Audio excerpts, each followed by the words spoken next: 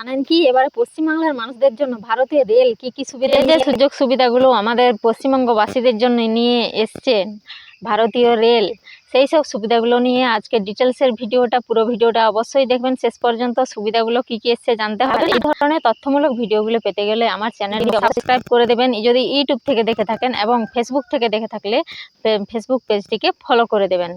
আর নিজেদের মতামত জানাবেন, জানেন কি না না অলরেডি জেনে গেছেন, নিজেদের মতামত এই ধরনের সুবিধাগুলো সম্পর্কে মতামতটা অবশ্যই জানাবেন। কমেন্ট বক্স খোলাই আছে, এবং ভিডিওটি ভালো লাগলে অবশ্যই লাইক করে দেবেন।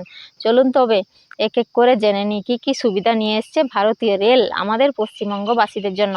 প্রথমে যেটা বলতে হবে, যেমন সুবিধা নিয়ে এসছে ঠিক তেমনই কিন্তু যারা রেলওয়ে সম্পদ নষ্ট করে, সম্পত্তিকে ক্ষতি করে রেলওয়ে সম্পত্তি, তাদের জন্য কিন্তু জিরো টলারেন্স নীতি। সুবিধাগুলো তো জানবো, কিন্তু তার আগে জেনে রাখা যেটা ভীষণ জরুরি, রেলওয়ে সম্পত্তি যারা নষ্ট করছেন বা করেছেন অলরেডি, তাদের জন্য কিন্তু জিরো টলারেন্স নীতি। তাদেরকে আইনের আওতায় নিয়ে আসা হবে, এবং উপযুক্ত শাস্তি, জেল, জরিমানা তো অবশ্যই আছে, এবং নিজেদের সম্পত্তি বিক্রি করে হলেও রেলের ক্ষতিপূরণটা দিতে হবে যা যা ক্ষতি করেছে তারা। জিরো টলারেন্স নীতি নেওয়া হলো।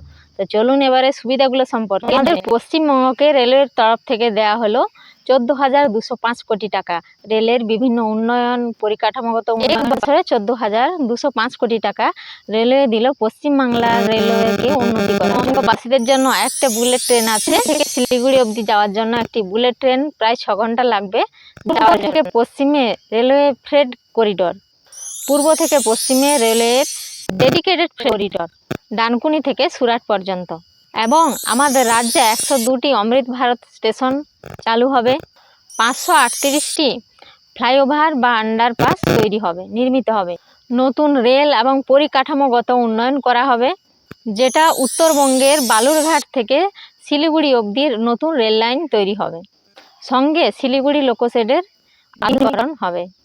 102টি রেলওয়ে স্টেশনের আধুনিকীকরণ হবে। অ্যালুমিনিয়াম থার্ড রেলের ক্ষেত্রে যে ব্লু লাইন দমদম থেকে কবি সুভাষ অবধি, সেই সমস্ত ব্লু লাইনগুলো পুরনো দিনের হয়ে গেছে, তাই পুরনো সেই লাইনের পরিবর্তে নতুন অ্যালুমিনিয়ামের রেল বসানো হবে। কলকাতাতে মেট্রো রেলের দ্রুত সম্প্রসারণ করা হবে। অরেঞ্জ রেল লাইন সহ যে বিভিন্ন ধরনের যে রুটগুলো আছে, সেই সব রুট বা জমিজট আছে, সেই সমস্ত সমস্যাগুলোকে দূরে সরিয়ে দ্রুত কাজ করা হচ্ছে বা হবে। 7টি নেক্সট জেনারেশন ট্রেন চালু হবে আগামী 4-5 বছরের মধ্যে। কলকাতা মেট্রোবাসীদের জন্য সুখবর, কলকাতা মেট্রোর জন্য প্রায় 60টি নতুন ট্রেন চালু হবে, মেট্রো রেল, অর্থাৎ 60টি নতুন মেট্রো রেল আধুনিক। আজকের ভিডিওটা ছিল এই পর্যন্তই। আমি যেগুলো জানতাম আপনাদের কাছে শেয়ার করে দিলাম, যে সুবিধাগুলো আমাদের পশ্চিমবাংলাবাসীদের জন্য নিয়ে এসছে ভারতীয় রেল, সেই সমস্ত সুবিধাগুলো জানলেন।